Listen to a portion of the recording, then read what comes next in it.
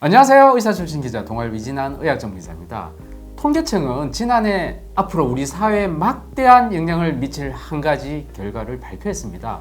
오는 2025년에는요 한국의 고령 인구 비중이 무려 20.6%로 상승한다고 합니다. 초고령 사회 진입이 바로 얼마 남지 않았습니다. 이러한 상황 속에서 고령층으로 주로 발병하는 질병이 있죠. 바로 치매인데요. 국내 65세 이상 알츠하이머 치매 환자 수는 2021년 67만 명을 돌파했고요. 치매 환자의 1인당 연간 관리 비용도 만만치 않습니다. 2019년 기준 2천만 원이 넘는 2,072만으로 나타나서 치매 환자를 돌보는 이 경제적인 부담 무시할 수 없게 됐습니다. 이번 톡톡건강TV에서는 더 이상 개인의 문제가 아닌 이 사회의 문제가 돼버린 치매에 대해서 자세히 알아보도록 하겠습니다.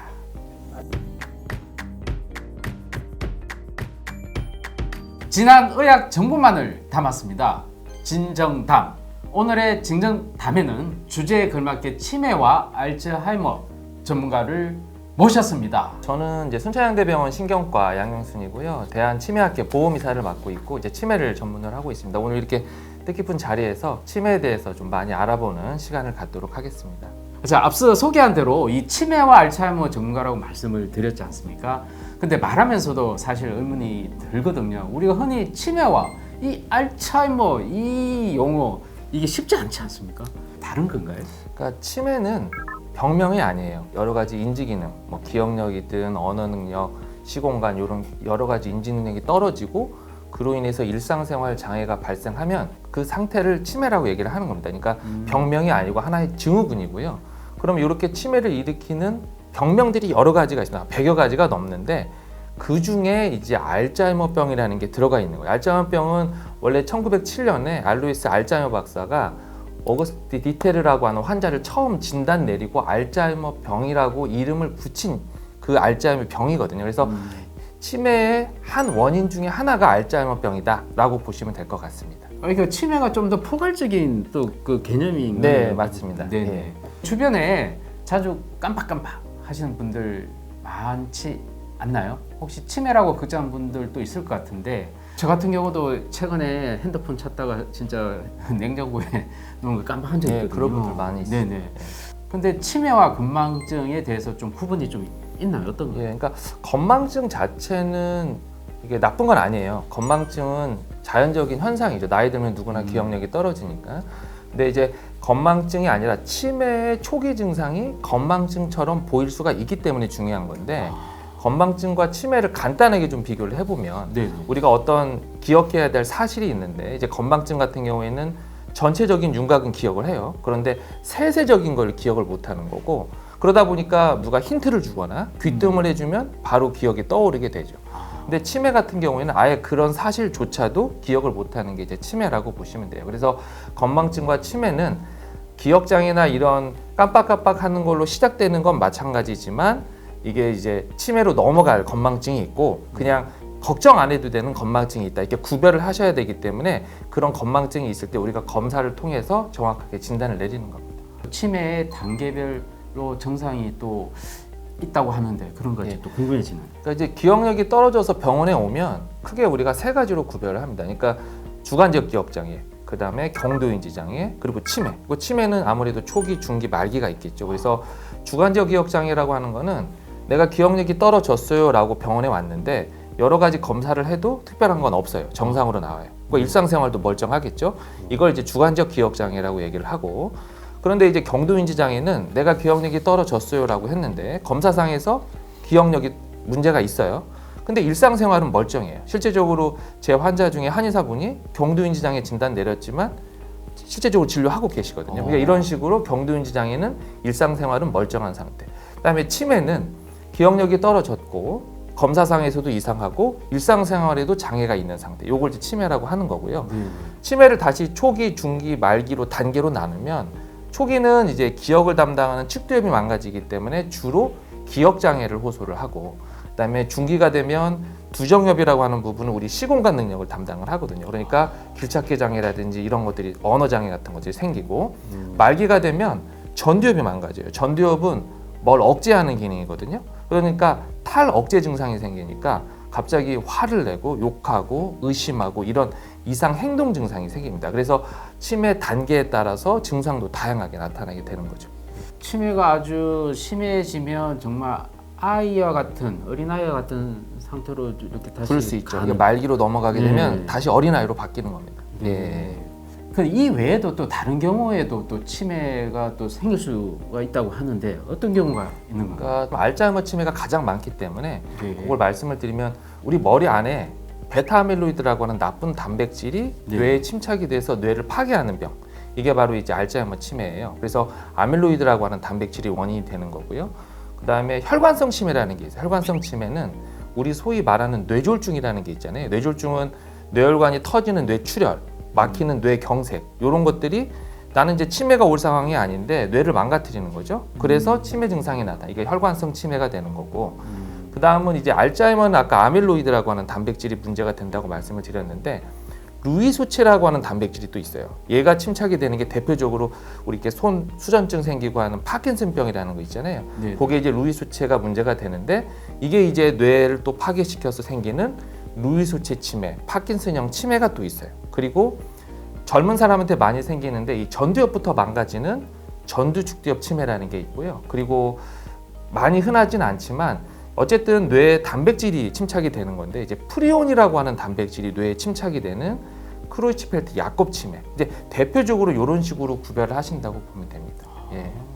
그러면 치매로 환자가 왔다 이거예요. 그러면 이 치매가 어떤 종류의 치매인지를 검사를 해보면 명확하게 구분이 되나요? 현실적으로 어떻습니까? 그렇죠. 그러니까 인지기능 검사 그리고 지금 앞서 말씀드린 그런 검사를 알려면 머리 사진을 찍어야 되겠죠. 왜냐하면 인지기능 검사만 해서는 치매다라는 정도만 아는 거지 병명이 나오는 건 아니에요. 그러니까 치매는 아까 병명이 아니라 그랬잖아요. 네. 치매를 일으키는 병을 찾으려고 그러면 이제 머리 쪽으로 정밀한 신경 영상 검사를 해 주셔야 이제 검사가 진행이 됩니다. 예. 예. 이 치매, 이 도대체 지금부터 당장 뭔가를 하고 싶다 그런 분 분명히 계실 것 같은데 당장 어떻게 예방해야 될지 좀 알려주시죠. 그러니까 저희 대한 치매학회에서 치매 예방 수칙이 있어요. 네. 근데 뭐 진인사 대천명 이게 약자거든요. 진땀나게 운동해라. 걷기 운동만 열심히 해도 치매 발병률 30% 낮추는 걸로 되어 있거든요. 그러니까 진땀나게 운동하고 인정 사정 없이 담배 끊으라. 사회적 활동 열심히 하라는 거예요. 그러니까 누구를 만나서 대화를 나누고 즐거운 얘기를 나누면 뇌는 자꾸 활성화가 됩니다. 그러면 아무래도 치매를 예방하게 되는 거고요. 네. 대는 대뇌 활동 열심히 해라. 이거는 뇌를 자꾸 쓰라는 거죠. 또 마찬가지예요. 뇌의 가소성을 올리라는 의미예요. 그래서 적어도 TV 같은 수동적인 거 말고 뭐 책을 읽는다든지 아니면 요즘에 뭐 디지털 치료기기 많이 나와서 이런 네네. 프로그램도 많이 한다든지 그러니까 뇌를 자꾸 쓰는 그런 형태를 하고 천은 천. 천박하게 술 마시지 마라. 금주하라는 얘기는 아니에요. 우리가 소량의 음주는 좋은 걸로 되어 있잖아요. 뭐 네네. 소량의 레드와인 같은 경우는 레스베라토르라는 성분은 또 항산화 효과가 있기 네네. 때문에 절주해라 라는 의미가 되고요. 그 다음에 명을 연장하는 우리 오메가3 풍부한 음식 또는 지중해식 식단 이런 것들이 또 네. 치매를 예방하는 수치. 그래서 진인사 대천명 이렇게 외우셔서 와. 요걸 잘 하시면은 치매를 네. 예방할 수 있다라고 생각이 됩니다. 여러분 꼭 기억하십시오. 진인사 대천명 이 모든 일상생활의 예방법이 다 들어가 있는 예. 그런 거네요. 그렇죠? 누구나 걱정이 많고 누구나 관심 많은 치매에 대해서 다루고 있습니다. 이제 걱정되는 게 이제 치매 치료의 영역으로 들어갔을 때 정말 과연 치료할 수 있을까? 이 치료 이거 어떻습니까? 그러니까 치매 치료는 크게 두 가지죠. 약물 치료냐, 비약물적인 치료냐. 약물 치료라고 하는 거는 네. 여러 가지 기억력을 올리는 호르몬들을 올려주는 그런 약제가 되는 거고요. 또 네. 비약물적인 치료도 많이 이용이 됩니다. 우리가 음악 치료라든지 미술 치료 또는 뭐 광 치료 또는 아로마 치료 같은 거 이런 것들도 환자의 어떤 이상행동들을 낮춰주기 때문에 이런 약물 치료와 비약물적인 치료가 같이 이루어지고 또 여러 가지 또 인지 자극, 인지 재활 치료라 그래서 디지털 치료라든지 이런 걸 통해서 뇌를 자꾸 깨워주는 치료 이런 것들이 복합적으로 이루어질 때 이제 치매가 좀 더 많이 좋아진다라고 보시면 될 것 같습니다. 네, 이 복합적으로 이렇게 접근을 해야지만 치매의 증상이 좋아지고 또 완화되고 그런 것이 있다고 합니다. 현재 그러면 약물 복용으로 치료를 많이 하고 계시지 않습니까? 실제 맞습니다. 처방도 많이 하시고요. 맞습니다. 예. 어떤 약물이 있나요? 그래서 현재 쓰고 있는 약제가 아세틸콜린을 올리기 위해서 쓰는 아세틸콜린 분해 억제제라는 약인데 그게 전 세계적으로 3개밖에 없어요. 도네페질, 리바스틴, 갈란타민. 그래서 요 3가지 약제가 아세틸콜린을 올려주는 약제고요. 네. 그다음에 한 가지 약제는 이제 NMD 수용체 기량제라고 하는 메만틴으로 알려져 있는 약인데 이거는 이제 환자의 이상 행동들, 이게 환자가 뭐 난폭해지고 막 공격적이고 이럴 때 쓰는 약이에요. 그래서 우리가 전 세계적으로 쓰는 치매 약은 4개다. 아세틸콜린을 올려주는 약 3개, 그다음에 이상 행동을 조절해주는 메만틴, 이 4가지 약제를 사용하고 있고요. 근데 이제 치매가 아닌 경우가 있잖아요. 경도윤지 장애 또는 주간지역 기억장 이런 경우에는 이 치매 약을 쓸 수가 없거든요. 이럴 때 우리가 뭐 많이들 들어봤겠지만 콜린 알포스레이트라는 콜린제제, 뭐 소위 말해 뭐 뇌영양제 주세요 막 이렇게 오는 그런 약이 있거든요. 그래서 이런 콜린 알포스레이트 또는 뭐 니세로골린, 요즘에는 이제 또 많이 쓰고 있는 그런 은행잎 추출물 이런 것들이 또 치매 오기 전에 인지 기능을 덜 나빠지게 하는 약제로 우리가 사용을 하고 있습니다. 은행잎 추출물 같은 경우 또 도움이 된다고 하는데 그런 거 어떻게 보십니까? 실제적으로 은행잎 추출물이 이제 뭐 외국 같은 데 나가셔서 뭐 약국 같은 데 가보면 네. 건강식품이라고 되어 있는데 이런 은행잎 추출물, 그러니까 징코라고 하는 성분들이 네네. 많이 들어가 있잖아요. 네네. 근데 이제 그거는 이제 건기식으로 나온 거고 실제적으로 이거를 이제 전문 의약품으로 만들어 놓은 이런 은행잎 추출물들이 있어요. 근데 은행 추출물이 그냥 혈액순환제 정도로 우리가 많이 인식을 하고 있는데 실제적으로 외국 문헌은 콜린 알포스레이트 같은 약제보다도 네네. 훨씬 더 치매나 경도인지 장애 논문이 훨씬 많아요.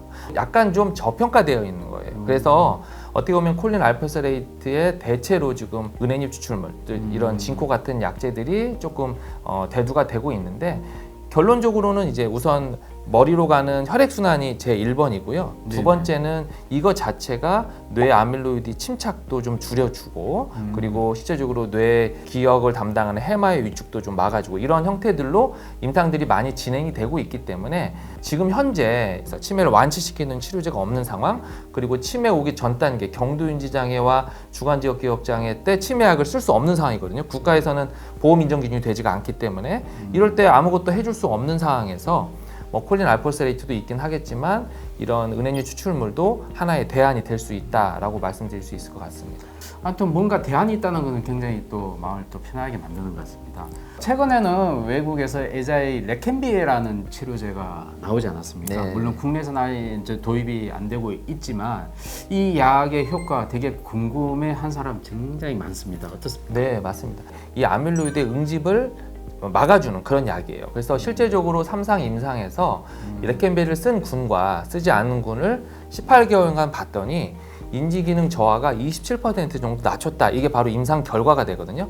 그리고 또 추가적으로 했던 아밀로이드를 보는 사진이 있습니다. 아밀로이드 페시트라고 하는 그 자체에서도 이 레켄비를 사용한 군이 이 아밀로이드 펫이 더 진행이 안 되는 걸 증명을 했기 때문에 네네. 이런 병리학적으로도 증명이 됐고 임상적으로도 증명이 돼서 이거에 대해서 저희들이 많은 관심을 갖고 있는데 네네. 문제는 가격이에요. 한 3,300만 원이죠. 1년에. 그렇기 때문에 이 비용 부분이 지금 하나의 걸림돌로 생각을 하고 있지만 네네. 그래도 현재 이 아밀로이드를 조절해 줄 수 있는 약은 요거밖에 없고, 하지만 이제 뒤에 또 많은 임상 약들이 나오긴 하겠지만 그럼 가격이 더 싸지겠죠. 하지만 네네. 현재 이 약의 또 비용적인 부분 우리가 좀 한계점으로 좀 보고 있는 그런 부분이 되겠습니다. 예. 그리고 이게 모든 치매 환자가 다 처방받을 수 있는 약은 아닌 거죠? 그렇죠. 이거는 아밀로이드를 없애는 거기 때문에 네네. 그러니까 알츠하이머병 치료제일지 네. 혈관성 치매나 뭐 전두엽 치매 이런 데서는 사용할 수 없어요. 그러니까 아밀로이드가 양성인